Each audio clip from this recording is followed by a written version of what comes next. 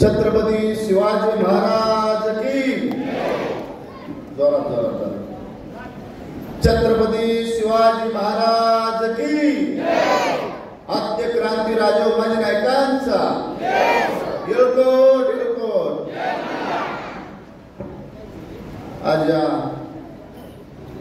हातकणंगले लोकसभा मतदारसंघाचे अधिकृत उमेदवार धैर्यशील माने साहेब यांच्या प्रचारार्थ ही जाहीर सभा जय मल्हार क्रांती संघटनेची या ठिकाणी आयोजित केलेली आहे।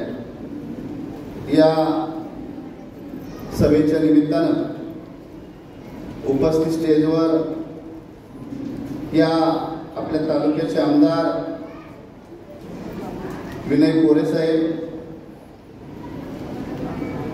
विश्वास जाधव, काकासाहेब चव्हाण, जयसिंग मामा चव्हाण, कोमलताई चव्हाण, सुधीरदादा नाईक, भरत नाईक, दादासाहेब नाईक, भरत नाईक, अशोकताई, यशोदाताई नाईक, राजवीर मदने, विशाल नाईक, सिंधुताई मंडले, दादासाहेब मंडले, पूनमताई उदावले, सर्वच या ठिकाणी माझ्या सर्व माता भगिनी, समोर बसलेले सर्व तरुण, कुणाचं नाव राहिला असेल तर मला माफ करा, कारण आज ही इलेक्शन आहे। 2 दिवस फक्त मतदानाला राहिलेले आहे आणि प्रचाराची मला वाटते 5 तारखेला प्रचार 5 वाजता संपतोय, त्यामुळं आमदार साहेबांनाही गडबड आहे आणि आपल्यालाही त्या ठिकाणी अनेक आपले कार्यक्रम काही आयोजित आहेत। खास करून ही सभा प्रत्येक जिल्ह्यामध्ये आपल्याला जय मल्हार क्रांती संघटना ही घटक पक्ष म्हणून आपल्याला या ठिकाणी याच्यामध्ये महायुतीच्या घटक पक्ष म्हणून आपल्याला त्या ठिकाणी स्थान दिलेलं आहे आणि घटक पक्षामध्ये घेतल्यानंतर महाराष्ट्रामध्ये आपण 16 मतदारसंघ असे निवडले होते की ज्या ठिकाणी आपलं निर्णायक मतदान आहे। पूर्ण महाराष्ट्र फिरण्यापेक्षा आपली ज्या ठिकाणी ताकद आहे, ज्या ठिकाणी आपण ताकदीने जर उतरलो तर त्या ठिकाणी त्या ठिकाणचं जो उमेदवार आहे त्या ठिकाणी जिंकून येऊ शकतो, असे निर्णायक मतदान ज्या ठिकाणी आपलं आहे असं 16 मतदार आपण या ठिकाणी निवडले आणि आता 12 वाजता उदयन महाराजांची सभा त्या ठिकाणी सातारला होती आणि आता ही आपण या ठिकाणी सभा घेत आहे। खास करून या ठिकाणी रामोशी बेडर समाज मोठ्या प्रमाणामध्ये आपण या ठिकाणी उपस्थित राहिले। ते पुरुषांपेक्षा आमदार साहेब पुरुषांपेक्षा महिलांची या ठिकाणी संख्या जादा आहे। त्याचं कारण या ठिकाणी मी आपल्याला सांगणार आहे। रामोशी बेडर समाज या महाराष्ट्रामध्ये 70 ते 80 लाख समाज आहे। स्वातंत्र्य काळानंतर ह्या समाजाची अवस्था एकदम मध्ये दरोडेखोर, चोर अशा पद्धतीची करून ठेवलेली होती, पण ह्या समाजाचा इतिहास होता की या समाजामध्ये 40 ते 42 असे महापुरुष जन्मले की या भारताकरता, या देशाकरता ती फासावरती गेलेले आहे। हा क्षत्रिय समाज आहे आणि ह्या समाजाला सगळ्यात जादा जमिनी मिळल्या होत्या, सगळ्यात जादा मान सन्मान मिळला होता, पण तो मान सन्मान इंग्रजांच्या काळात मिळाला होता। आपल्याला तो मान सन्मान जे होता, आपला राजा जरी फासावरती गेला असेल किंवा आपले 40-42 आपले नेते जरी फासावरती गेले असतील, पण त्या स्वातंत्र्य काळामध्ये स्वतंत्र करण्याकरता या देशाकरता आणि महाराष्ट्राकरता ती फासावरती गेली आणि म्हणून आपला खरोखर मान सन्मान त्या ठिकाणी होत होता।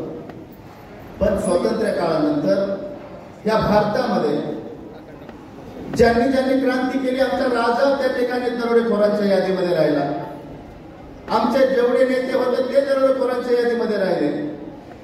अनेक मागण्या आपण घेऊन या ठिकाणी आमचे जे नेते होते, अनेक नेते आपल्या भागातले सुद्धा नेते त्या ठिकाणी चांगलं काम होतं। वसंतराव चव्हाण या ठिकाणी ज्यांचं संघटना होती त्याच्यामध्ये त्यांनीही काही ठिकाणी आंदोलनं केली, अनेक नेत्यांनी आंदोलनं केली।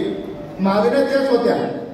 मागण्या काय होत्या की आद्य क्रांतीवीर राजे उमाजी नायकांची सरकारी जयंती करा, त्यांना महापुरुषांच्या यादीमध्ये आणा, त्यांचा धडा 8वीच्या पुस्तकामध्ये येऊ द्या, त्यांचं तिकीट जे आहे सरकार पोस्टाचं तिकीट निघू द्या, त्यांचं राष्ट्रीय स्मारक होऊ द्या.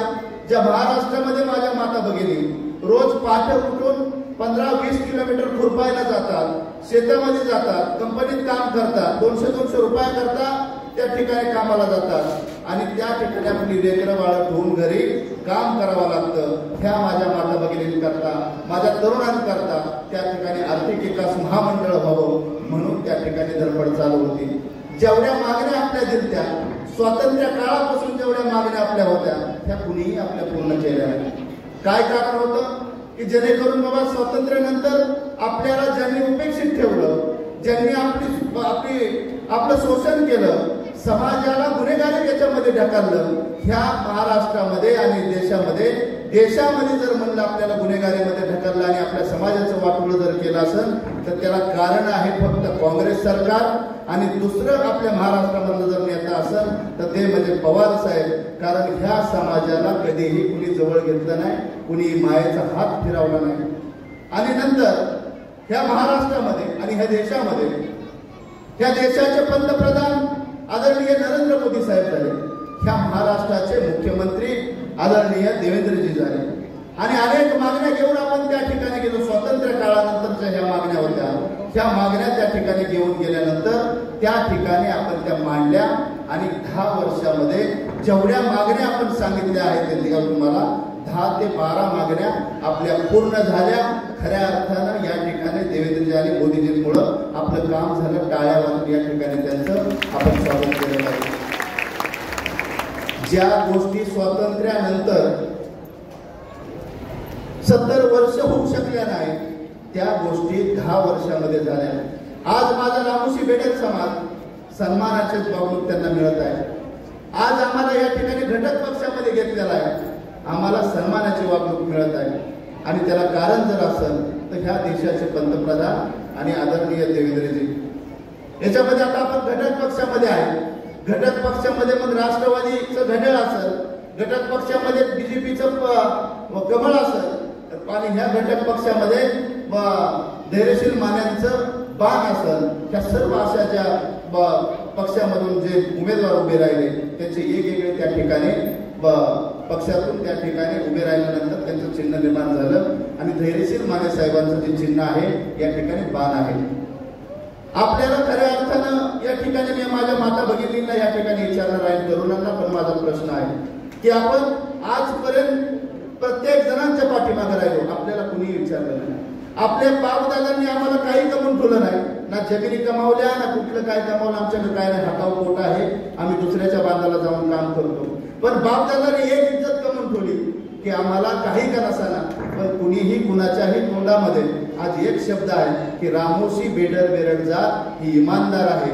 रामोशी बेडर बेरड जात ही दिलेल्या शब्दाला जाणणारे आहेत. रामोशी बेडर बेरड जात हे शब्द दिला तर शब्द पाळणारे आहेत. आणि आपल्याला सगळ्याला माहिती आहे ज्या वेळेस या महाराष्ट्राचे मुख्यमंत्री आदरणीय देवेंद्रजी जवळ आपलं शिष्टमंडळ गेलं, मी शब्द त्या ठिकाणी दिलेला आहे की देवेंद्रजी जर माझ्या समाजाच्या ह्या मागण्या आहेत, स्वातंत्र्य काळामधून पासून जर उपेक्षित माझा समाज असेल तर ह्या मागण्या जर आपण पूर्ण केल्या तर एक रामोशाचा पोरगा म्हणून या ठिकाणी मी आपल्याला सांगतो की आपल्याला कधी सोडणार नाही. आपल्या कुणीही आपण एखादं कुणीही उभं केलं तरी त्या ठिकाणी माझा समाज, माझ्या माता भगिनी त्या ठिकाणी त्या ठिकाणी ते चिन्ह कुणा उभा असताना आणि कसलंही चिन्ह असो त्या ठिकाणी आपल्या पाठीमागे राहील. आणि आज वेळ आलेली आहे, आपल्याला देण्याकरता काही आपल्या जवळ नाही, ना धन दौलत आपल्यापाशी काही नाहीये. आपल्यापाशी फक्त एक आहे, इमानदार जात मानल्या जाते म्हणून इमानदारी. आणि आता फेड करायची वेळ आहे. आपण त्यांना काही देऊ शकत नाही, आपली कामं झालेली आहेत. इथून पुढच्या काळामध्ये या ठिकाणी कोरे आमदार साहेब या ठिकाणी याच्यावरती आमदारांना सुद्धा माझी विनंती आहे की आपण या ठिकाणी देवेंद्रजी साहेबांचं बोलून किंवा मुख्यमंत्री साहेबांकडून आपण महामंडळाकरता आता 50 कोटी रुपये त्या ठिकाणी दिलेले आहेत. पण 50 कोटी रुपये 70 लाख लोकांना पुरणार नाही. त्या ठिकाणी किमान 500 तरी कोटीची आपण त्या ठिकाणी तरतूद आपण करायला सांगणार आहे. त्या ठिकाणी आपल्याला एकीचं बळ पाहिजे. आपण आज रात्रीचा दिवस करतोय, आपण आपल्या समाजाकरता पडतोय. आपल्याला आता झाकून देण्याची वेळ आहे. आपण काही देऊ शकत नाही त्यांना. आणि त्यांनाही आपल्याकडून काय अपेक्षा नाही, आपली जी कामं करणार आहे फक्त त्यांना मतदानाची अपेक्षा आहे, जेणेकरून आपण त्यांच्याकरता करावं. आणि आपण फक्त एकच करू शकतो की आपण जे या ठिकाणी धैर्यशील माने साहेब या ठिकाणी उमेदवार दिलेले आहेत त्यांच्या चिन्हासमोरचं बटन दाबून, बाणाचं चिन्ह आहे, बाणाच्या चिन्हासमोरचं बटन दाबून त्यांना प्रचंड बहुमताने विजय करून द्यावं असं या ठिकाणी मी आपल्याला सांगणार आहे. या माझ्या समाज बांधवांना या ठिकाणी सांगणार आहे की आपण ही सभा जी आपण आयोजित केलेली आहे, ही सभा आयोजित केलेली आहे त्याच्यामध्ये अनेक वेळा आमदार साहेबांनी आपल्या समाजाकरता आपल्या याच्याकरता बऱ्याच वेळा आमचा जसा परिचय झाला, जे काय माझे फोन असतील किंवा काय कामं असतील तर दुसऱ्या मिनिटाला त्यांच्याकडून कामं होतात. त्या आमदारां साहेबांमुळे सुद्धा आपण टाळ्या वाजवत असं या ठिकाणी आपल्याला आणि अशा लोकांच्या पाठीमागे राहणं गरजेचं आहे. प्रामुख्याने फक्त एकच आपल्या पूर्वजांनी पाळलंय, इमानदारीची इमानदारी आणि गद्दारांची गद्दारी. आपलं इमान आपल्या जवळ राखलं पाहिजे. आपल्याला ज्यांनी हात दिला, जे आपल्याला जाण आपल्याला करून दिली की आपण रामोशी आहे, आपल्याकरता ज्यांनी कामं केलेले आहेत त्या ठिकाणी आपण इमानदारीने पाठीमागे राहिले पाहिजे. आपल्यालाही आपल्यावरती प्रेम करणारे आपल्यावरती जे आमदार आहेत त्या आमदारांच्याही पाठीमागे आपण ठामपणे राहिले पाहिजे. आपण इमानदारीने ज्याच्या पाठीमागे राहावं ती व्यक्ती सुद्धा आपल्याकडे नक्की दुर्लक्ष करणार नाही. आणि ही जी व्यक्ती आहे म्हणजे मी आपल्याला या ठिकाणी सांगू इच्छितो, काकासाहेबांना बोललो की मी अनेक आमदार पाहिले, 36 आमदारांचा मी प्रचार करतोय, आता 9 खासदारांचा प्रचार करतोय, पण कोरे आमदार साहेब जे आहेत हे खऱ्या अर्थानं आमदारांना एक सर्वसामान्य माणूस आहे. म्हणजे एवढा मोठा माणूस, एवढं त्यांच्या याच्यामध्ये आदर तिथे आहे. खऱ्या अर्थानं अशी लोक भेटत नाहीत आणि अशी लोक भेटतात आपल्याला तर खऱ्या अर्थानं सोन्यापेक्षा ज्यादा आपण जपलं पाहिजे असं या ठिकाणी मी आपल्याला सांगतो.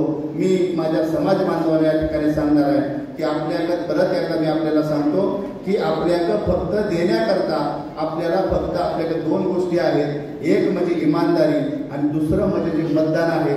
मी माझ्या समाज बांधवांना या ठिकाणी सांगणार आहे की या देवेंद्रजींचं आणि मोदी साहेबांचं एक स्लोगन आहे की अबकी बार 400 पार फिर एक बार मोदी सरकार.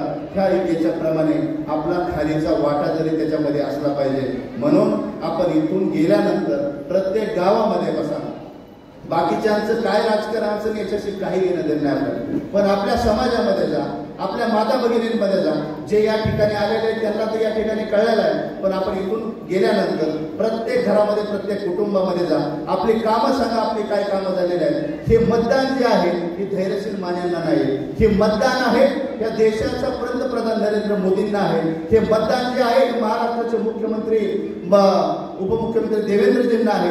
हे मतदान आहे महाराष्ट्राचे मुख्यमंत्री शिंदे साहेबांना आहे. हे मतदान आहे अजित पवारांना आहे. हे मतदान आहे गोरे साहेब आमदारांना आहे. म्हणून आपण सर्वांनी गेल्यानंतर इथून पुढं आपल्या घरी गेल्यानंतर 2 दिवस आपल्या जवळ आहे. आपलं मतदान एकही बाद झालं नाही पाहिजे, एकही पुढे वाया नाही गेलं पाहिजे याची आपण काळजी घ्यावी. मला या ठिकाणी आपल्याला शब्द द्यायचा आहे, मी माझं काम केलेलं आहे, आता तुमचं काम करायचंय. तुम्ही इथून पुढच्या काळामध्ये खूप चांगले दिवस आपल्याला येणार आहेत. भारताचे पंतप्रधान नरेंद्र मोदी होणार आहे आणि येणाऱ्या काळामध्ये सुद्धा महाराष्ट्राचे मुख्यमंत्री देवेंद्रजी होणार आहे. रामोशांना काहीही कमी पडणार नाही. मी या ठिकाणी आपण सर्वांनी एकदा वर हात करून मला शब्द द्यायचा आहे, सर्वांनी वर हात करा. मला या ठिकाणी आपण शब्द द्यायचा आहे की आपण जी कामं आपण केलेली आहेत, आपली कामं झालेली आहेत, त्यामुळे आपण या ठिकाणी जी उतराई आहे ही फेड आपल्याकडून होणार आहे का नाही, होणार आहे का नाही आपल्याकडून फेडी बोला, होणार आहे का नाही, आपण मतदान करणार आहे का नाही, इमानदारी आपली दाखवून देणार आहे का नाही. त्यामुळे रामोशांची इमानदारी आता दाखवायची गरज आहे. या ठिकाणी मी आपल्याला सांगतो, मी परत एकदा मला या ठिकाणी बोलावलं, माझा सन्मान केला. मी मनापासून माझ्या माता भगिनी एवढ्या मोठ्या प्रमाणात हजारोच्या संख्येने या ठिकाणी आपण उपस्थित राहिले, तरुण या ठिकाणी उपस्थित राहिले. मी एकच शब्द आपल्याला देतो, दौलत नाना तुमचा आहे, पण दौलत नानाच्या पाठीमागे तुमची ताकद असली पाहिजे आणि दौलत नानांना अशी लोक सपोर्ट करणारे असतील तर आपली कामं होणार आहेत. म्हणून मी म्हणतो अशी लोक जपा आणि इमानदारीने आपली कामं झाल्यात, इमानदारीने आपण मतदान द्या. धैर्यशील मानेंच्या जे बाणाचं चिन्ह आहे त्यांच्या समोर बटन दाबून त्यांना बहुमताने विजय करून द्या.